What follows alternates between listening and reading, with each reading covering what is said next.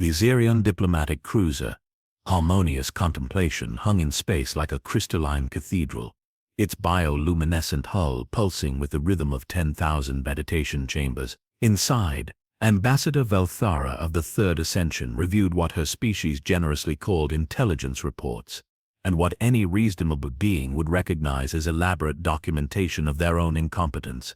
The human female remains undetected, she dictated to her neural scribe, her 6 eyes blinking in sequence to express the Xerion equivalent of profound bewilderment. This despite our deployment of quantum phase scanners, psionic resonance detectors, and that new temporal displacement warning system the hegemony engineers assured us was absolutely foolproof. The phrase absolutely foolproof had apparently never been tested against actual human fools, an oversight that was becoming painfully apparent across 12 different star systems. 3 sectors away, the Valdorian Intelligence Collective was experiencing similar difficulties. Their hive mind, capable of processing the emotional patterns of entire civilizations, found itself stymied by a single human female who seemed to exist in a perpetual state of what their best analysts could only describe as aggressive serenity. The contradiction broke several of their junior psychics. "How?" demanded Hive Node Prime, its thought patterns crackling with indignation across the neural web.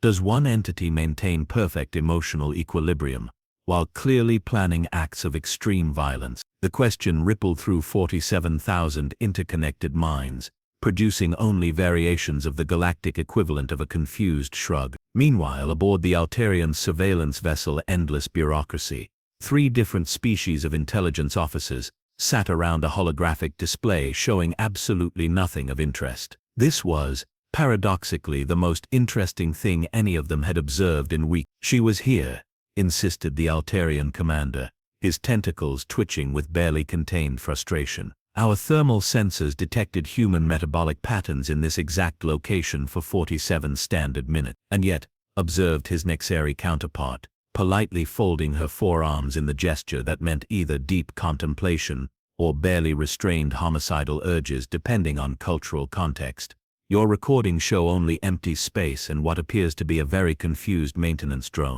The maintenance drone in question had been found 3 decks away, somehow convinced it was late for a romantic dinner with the ship's waste recycling system. The drone had been programmed for custodial duties, not existential confusion, which made its current state particularly unsettling. Down on the planet's surface, the target of all this inadvertent comedy went about his business with the blissful ignorance of a man who had never met a mirror he couldn't lie to. Ambassador Aldrich Pemberton represented humanity's finest diplomatic tradition, the kind of man who could shake hands with charity while picking its pocket, then give a speech about the nobility of giving. He stood now in the obsidian towers of New Geneva, addressing the Preparatory Committee for Interspecies Economic Cooperation, which was the sort of name that made simple robbery sound dignified. His words flowed like honey over broken glass, each syllable calculated to sound noble while meaning absolutely nothing. "My esteemed colleagues," he intoned, gesturing grandly at beings who could disintegrate him with a thought, "humanity stands ready to embrace our role in this grand galactic community. We bring nothing but our humble desire to contribute to the greater good of all sentient life." The greater good in this case involved a rather creative interpretation of mining rights that would leave 3 star systems completely barren, while making Pemberton's private accounts considerably less so. The beauty of it was in the paperwork, 17 different documents in 12 different languages, each containing clauses that seemed reasonable until you realized they gave humans legal ownership of several small moons, and the right to redirect asteroid belts through inhabited systems. The alien delegates nodded approvingly, their translation matrices converting his words into concepts their species could understand. What they understood was that humans were offering to do the messy work of resource extraction, while taking only a modest percentage for their trouble. What they missed was that the modest percentage included territorial rights, mineral rights, and something called atmospheric processing fees, that essentially meant humans could charge rent for the air itself. It was, by any objective measure, the most elegant con job in the history of interstellar relations, which made it all the more interesting that someone wanted Pemberton dead. The someone in question had been watching from 17 different vantage points over the past 3 weeks, none of which showed up on any scanner known to galactic science. She had observed his morning routine, memorized his security patterns, and catalogued his habits with the kind of methodical precision that made surveillance professionals weep with envy. She knew, for instance, that he took his coffee with synthetic cream and real sugar, a combination that cost more than most beings earned in a year. She knew he preferred his shirts pressed with exactly 2.3 millimeters of starch, and that he had a nervous habit of touching his left cufflink when he lied, which meant his cufflink got quite a workout during diplomatic session. Most importantly, she knew that in exactly 4 days, he would stand before the Grand Assembly of the Galactic Cooperation Treaty and give the most important speech of his career, a speech that would secure humanity's place as the galaxy's most successful parasites, and condemn entire civilizations to economic servitude. The alien intelligence services, despite their advanced technology and centuries of experience, had failed to detect her presence for one simple reason. They were looking for the wrong thing. They scanned for weapons, for hostile intent, for the electromagnetic signatures of assassination equipment. They monitored quantum fluctuations and psionic emanations, and gravitational disturbances. What they didn't scan for was a 5'4" human female, who carried death in her fingernails, and had learned to kill using nothing more sophisticated than creative applications of physics and an intimate understanding of anatomy. They couldn't detect her because their sensors were designed to find threats that made sense, and humans had never been particularly concerned with making sense. In the depths of New Geneva's Undercity, she moved through maintenance tunnels that the station's architects had assumed no one would ever use for anything more interesting than routine repair. The assumption showed a charming faith in the inherent lawfulness of the universe that would have been touching if it weren't so fatally naive. She had no name that mattered, no voice that anyone would hear, and no mercy for those who sold entire worlds for the contents of their bank account. In 4 days, the galaxy would learn what humanity truly brought to interstellar diplomacy, and the aliens, for all their technology and wisdom and evolved sensibilities, would finally understand why Earth's most successful export had always been its monster. The hegemony's finest security consultant, a being whose species had evolved from apex predators on a world where camouflage meant the difference between lunch and becoming lunch, stared at his readouts with the expression of someone discovering that mathematics had stopped working. "Explain to me again," he said to his assistant, a crystalline entity whose natural form could perceive across 17 different dimensional phases, how something can leave footprints in dust but not register on quantum displacement sensors. The assistant's form flickered through several colors that roughly translated to "I have achieved enlightenment, and it is terrifying." In their shared language of harmonic resonance, this came across as a sound like wind chimes having an existential crisis. The footprints in question were perfect human impressions in the maintenance corridor dust, leading from the ventilation intake to a junction box that controlled the atmospheric processes for 3 entire diplomatic quarters. The junction box showed signs of having been opened with tools that left microscopic scratches in patterns that suggested advanced technical knowledge. The problem was that their sensors insisted no one had been there for the past 72 hours. "Perhaps," suggested the assistant with the careful tone of someone proposing that gravity might be optional, "the human female exists in a state of quantum superposition, simultaneously present and absent until directly observed." This would have been a reasonable scientific hypothesis if humans had shown any previous evidence of understanding quantum mechanics beyond point the dangerous end at the enemy and hope for the best. 14 levels below, the subject of their confusion crouched in a space that officially didn't exist, wedged between 2 hull plates in an engineering gap that the station blueprints had somehow forgotten to mention. She had been there for 6 hours, listening to the conversation above through a fiber optic cable she'd spliced into the security network 3 days ago. The cable itself was a masterpiece of improvisation, constructed from spare parts she'd liberated from 7 different systems across the station. The optical fibers came from the medical bay's surgical equipment, the connectors from the environmental controls, and the processing chip from a beverage dispenser that would now occasionally serve coffee that tasted faintly of surveillance data. Her modifications to the station's infrastructure had been subtle, elegant, and completely incomprehensible to beings who thought in terms of proper authorization and requisition forms. She had rewired security cameras to show loops of empty corridors while she passed beneath. She had convinced maintenance drones that certain areas required cleaning at precisely the times she needed to move through them, creating perfect cover. She had even programmed the elevator systems to develop mysterious mechanical issues that would strand potential witnesses on the wrong floors at crucial moments. The beauty of it was that every change looked like a simple malfunction. The hegemony's engineers, trained to maintain systems of staggering complexity, found themselves baffled by problems that any first-year technical student could have diagnosed. They kept looking for sophisticated sabotage when they should have been looking for creative laziness. Above her hiding spot, Ambassador Pemberton was holding court with a delegation from the Centauri Trade Consortium, beings whose species had mastered the art of commerce before humans had figured out fire. They were, by any reasonable measure, the galaxy's most successful merchants, capable of calculating profit margins across multiple dimensions of space-time. They were also, she had learned by monitoring their private communications, about to become the next victims of human diplomatic creativity. The resource allocation matrix you've proposed is quite generous, one of the Centaurians was saying, his translator rendering his subsonic harmonics into perfectly reasonable English, though I confess some confusion about Clause 47 regarding administrative overhead. Pemberton's smile could have powered a small starship.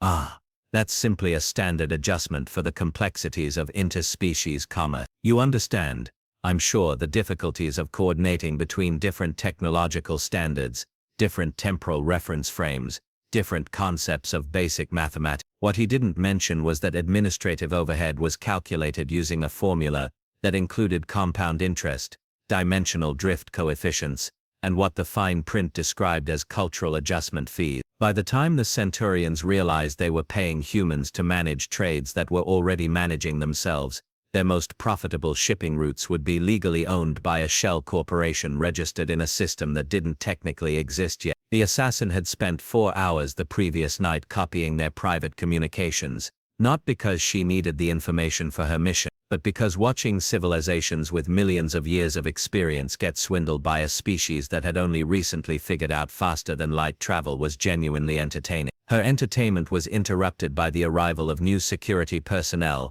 this time from the Voidwalkers, a species that existed partially outside normal spacetime and considered themselves the galaxy's premier hunters. They moved through the station like living shadows, their forms shifting between dimensions in patterns that made reality hiccup.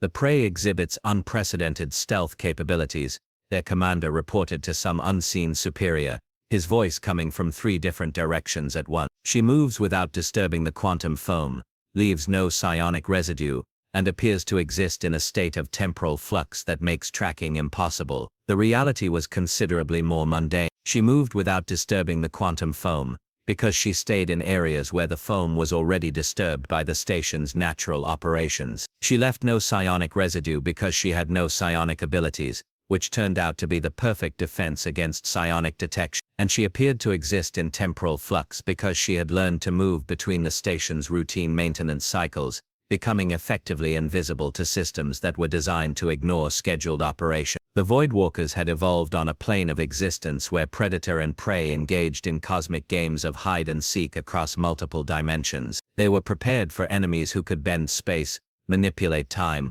or exist in 17 different phases of reality simultaneously. They were not prepared for an enemy who had learned their patrol routes by watching them for 2 weeks and simply avoided the areas where they looked. As the 3rd week of surveillance concluded, she had compiled a dossier on Pemberton that would have impressed intelligence services across 3 galactic arms. She knew his security details shift changes down to the minute. She had identified 17 different ways to access his quarters, 43 potential weapons among the common items in his daily environment, and had calculated the exact timing required to reach him during the brief window when he would be most vulnerable. She also knew, because she had been monitoring his private communications, that he was planning to conclude his business early. The Grand Assembly speech had been moved up by 2 days, which meant her window of opportunity was closing faster than expected. The change didn't concern her. If anything, it made the job more interesting. The hegemony's best security minds, representing dozens of species and thousands of years of collective experience, continued their fruitless hunt for a threat that didn't behave like any threat they had encountered. They scanned for energy signatures and found nothing.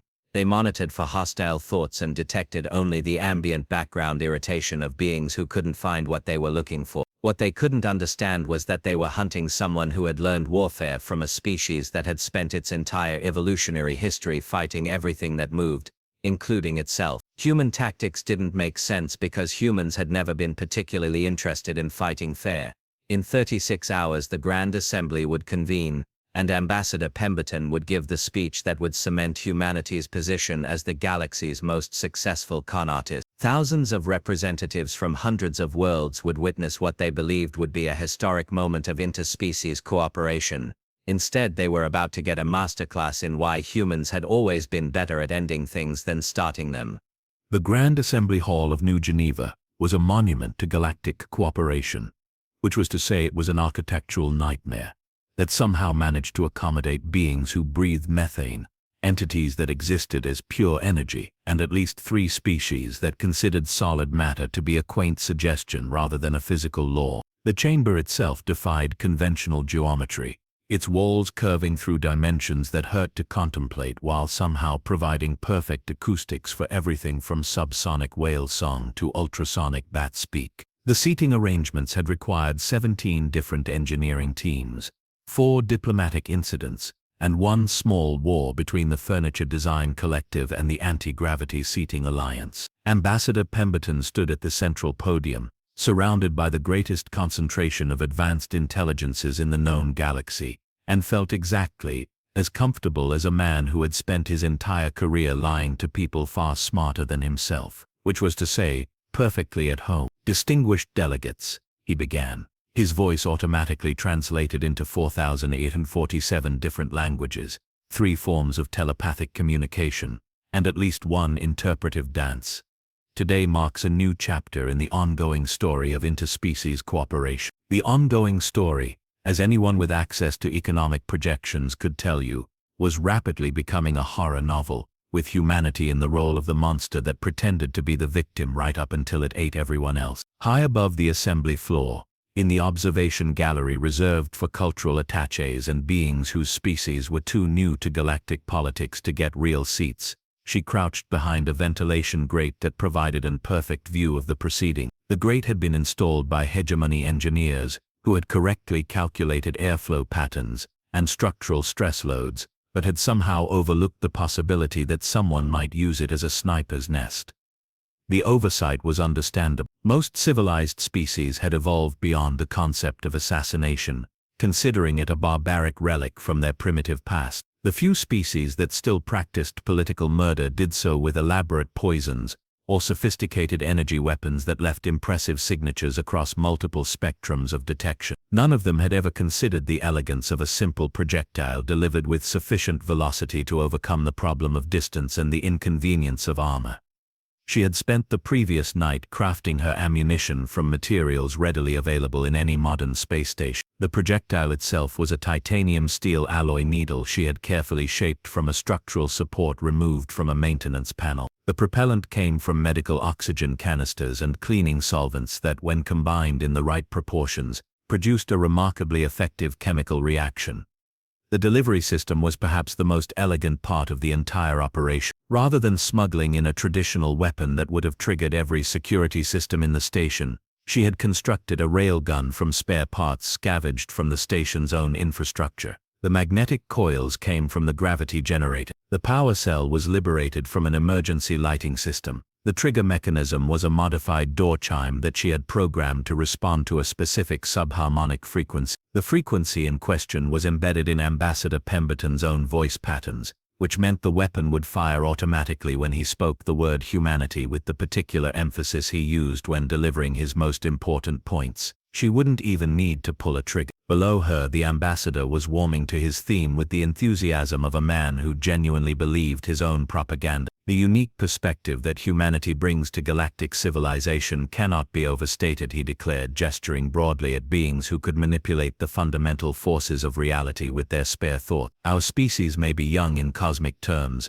but we possess a drive, an adaptability that complements the wisdom and experience of our elder species. The drive he was referring to was humanity's remarkable ability to identify the most profitable interpretation of any contract, regardless of what the other parties thought they had agreed to. The adaptability involved humanity's talent for discovering loopholes in legal frameworks that had been perfected over millennia by civilizations that had considered every possible form of cheating except the ones humans specialized in. The VIP section reserved for species whose economic influence made them too important to insult directly, the Centauri Trade Consortium representatives were beginning to look uncomfortable. Their private communications, which she had been monitoring since the previous evening, suggested they had finally hired mathematicians capable of working through the implications of humanity's generous offer. The mathematics, it turned out, were horrifying. The resource extraction agreements that Pemberton was about to finalize would give humanity legal control over mining operations in systems containing approximately 40% of the galaxy's rare earth elements. The modest percentage humans would receive for their services started at 12% but included escalating clauses that would reach 67% within a standard galactic year. The territorial rights buried in subsection 412 gave humans permanent basing rights in systems that controlled the major trade routes between the galaxy's core worlds and the Outer Rim territories.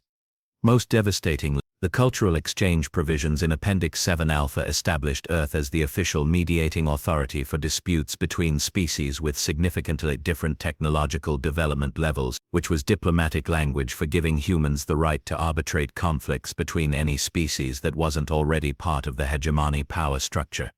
In practical terms, humanity was about to become the galaxy's landlord, police force, and judicial system all at once, with the legal authority to collect rent on star systems they had never visited, and settle disputes between civilizations that had been having polite disagreements since before Earth's sun had finished forming. The beauty of this arrangement, Pemberton continued, his voice carrying the sincerity of a man who had practiced this speech in front of a mirror until he almost believed it himself, is that it benefits everyone involved. Humanity provides the energy and innovation needed to unlock the galaxy's economic potential, while our esteemed partners contribute the wisdom and guidance that only comes from millennia of experience. The wisdom and guidance would primarily consist of watching humanity strip mine their ancestral homeworlds, while paying them a percentage calculated using accounting principles that made quantum mechanics look straightforward. In the Security Control Center, 3 levels below the assembly floor, the galaxy's finest protection specialists monitored displays showing nothing unusual except for a persistent background anxiety that seemed to be affecting everyone in the building. Stress readings were elevated across all species, but this was attributed to the historic nature of the proceedings rather than any external threat. The threat assessment algorithms, designed by beings whose species had mastered the art of predicting danger across multiple probability matrices, continued to show green across all categories. Their sensors detected no unauthorized weapons, no hostile intent, no anomalous energy signatures that might indicate an attack. What they detected was a young human female in the cultural attaché section, who appeared to be paying particularly close attention to the proceedings, but whose biometric readings indicated nothing more than intense interest in interspecies diplomacy. Her heart rate was steady, her brain activity showed normal patterns, and her positioning in the observation gallery was perfectly consistent with someone trying to get the best possible view of a historic event. The sensors were, in their own way, completely accurate. She was paying intense attention to the proceedings, she was interested in the diplomacy involved, and she did want the best possible view of what was about to happen. They simply weren't designed to recognize that her steady heart rate belonged to someone who had learned to kill without emotional involvement, that her normal brain patterns indicated a mind focused entirely on the mechanics of trajectory and time, and that her positioning had been calculated to provide optimal firing angles while maintaining clear escape routes. And so, Ambassador Pemberton said, building toward his crescendo with the practiced timing of someone who had spent years selling confidence schemes to people who should have known better, I stand before you today not just as a representative of humanity, but as a voice for the potential that exists when different species work together toward common goals. The common goals, translated from diplomatic language into plain speech, involved making humanity rich, while making everyone else dependent on human goodwill for access to their own resources. Together, he continued, raising his voice to carry across the chamber filled with beings who could hear across dimensions, we can build a future where every species contributes according to their strengths, where every civilization benefits according to their needs. and where the galaxy itself becomes greater than the sum of its parts. The future he was describing would feature humanity as the sole arbitrators of who contributed what and who benefited how much, with appeals handled by human courts using human law interpreted by human judges who had been elected by human voters. She adjusted her position slightly, aligning the improvised weapon with mathematical precision. The word she was waiting for would come in the next 30 seconds, based on his established speech patterns and the rhetorical structure he had used in every major address for the past 3 years. Below her, representatives of civilizations spanning millions of years of development prepared to applaud what they believed would be the beginning of a new era of prosperity and cooperation. They were about to witness something considerably more educational. The strength of humanity, Ambassador Pemberton declared, his voice carrying across the chamber with the conviction of a man who had never doubted his own righteousness, lies not in our technology or our military might, but in our fundamental understanding of what it means to be. The word humanity died in his throat along with everything else. The titanium needle, accelerated to a velocity that made conventional bullets look like thrown pebbles, took exactly 0.23 seconds to travel from the ventilation grate to its target. During that brief span of time, several things happened with the kind of precise timing that made chaos theory weep with envy. First, the magnetic field generators throughout the station registered a microscopic fluctuation as the improvised railgun discharged. The fluctuation lasted less than a nanosecond, and was immediately dismissed by the monitoring systems as background noise from the assembly hall's translation matrix. Second, Ambassador Pemberton experienced what medical professionals would later describe as catastrophic deceleration trauma, as approximately 4 grams of shaped metal transferred all of its kinetic energy directly into his central nervous system. The impact occurred at the exact moment when his vocal cords were forming the Ha's sound in humanity, which meant his final word was cut off with a precision that would have impressed even the galaxy's most pedantic linguist. Third, and perhaps most importantly from a philosophical standpoint, the most corrupt diplomat in human history discovered that the universe had a sense of irony after all. The silence that followed was the kind of perfect quiet that occurs when several thousand highly intelligent beings simultaneously realize they have witnessed something that shouldn't have been possible. It was the sound of advanced civilizations having their fundamental assumptions about reality politely but firmly corrected. Ambassador Pemberton for his part remained upright for almost 3 full seconds, before gravity reminded him that standing required continuous brain function. His collapse was surprisingly dignified, all things considered, with the sort of graceful inevitability that marked truly well-executed dramatic moments. The alien delegates responded with the measured calm of beings whose species had evolved beyond primitive emotional reactions like panic or surprise, which was to say, they lost their collective minds with a thoroughness that would have been impressive if it hadn't been so loud. These Aryans began a harmonic wailing that registered on 17 different dimensional frequencies, and caused 3 different species to experience religious epiphanies. The Centaurians immediately began calculating the economic implications of the assassination, their subsonic discussions creating a background rumble that sounded like an earthquake having second thought. The Valdorian collective mind fractured into approximately 4,000 individual panic responses, before reassembling into something that might charitably be called organized confusion. In the midst of this carefully orchestrated chaos, she was already moved. The improvised railgun, having served its purpose with admirable efficiency, disassembled itself with the help of several small charges she had thoughtfully included in its construction. The components scattered across the observation gallery, where they would be found by investigators who would spend the next several months trying to figure out how spare parts from 7 different systems had conspired to commit murder. She dropped through the ventilation shaft with the fluid grace of someone who had spent considerable time planning this exact sequence of movement. The shaft led to a maintenance corridor that connected to a service elevator that would carry her to a cargo bay that housed a shuttle she had borrowed from the diplomatic motor pool 3 hours earlier. The borrowing had been accomplished through the simple expedient of convincing the shuttle's security system that she was a maintenance worker responding to a routine inspection request. The security system, designed by beings who couldn't imagine anyone lying to a computer, had been pathetically easy to fool. Below her, the Grand Assembly had dissolved into the kind of productive chaos that occurs when thousands of highly intelligent beings suddenly realize they need to simultaneously secure a crime scene, protect potential witnesses, identify the assassin, and figure out what this meant for their carefully negotiated treaties.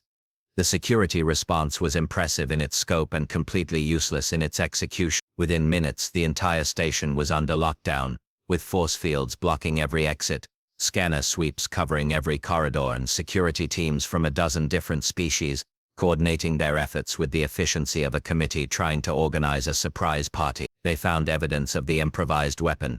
They found traces of the assassin's presence in 17 different locations throughout the station. They found surveillance footage showing maintenance drones acting suspiciously, environmental systems developing mysterious glitches, and what appeared to be a comprehensive infiltration of their security network by someone with an intimate understanding of their blind spot. What they didn't find was her.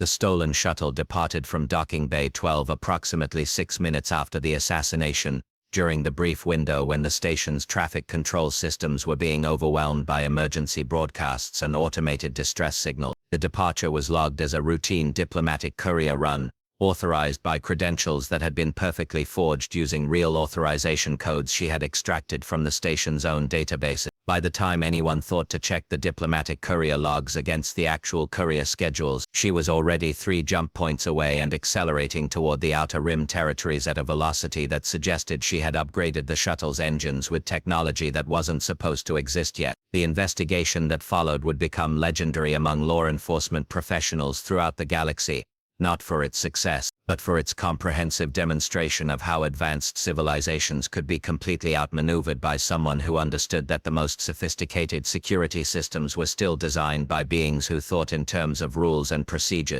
The hegemony's finest investigators spent months analyzing the crime scene, interviewing witnesses, and constructing elaborate theories about the assassination. They developed profiles of the killer that ranged from rogue military operative, using classified human super soldier technology, to interdimensional entity with unknown motivations and capabilities beyond current scientific understanding. The truth, as always, was considerably more mundane and infinitely more disturbing. Ambassador Pemberton had been killed by someone who had learned to murder people using nothing more sophisticated than basic physics, improvised engineering, and a complete disregard for the civilized conventions that kept advanced species from simply killing everyone who annoyed them. The economic agreements that Pemberton had been about to finalize died with him, though not before several species had spent considerable effort trying to figure out whether they were legally binding if the signatory was deceased. The question created a fascinating legal puzzle that kept interspecies courts busy for years and resulted in 3 new areas of jurisprudence.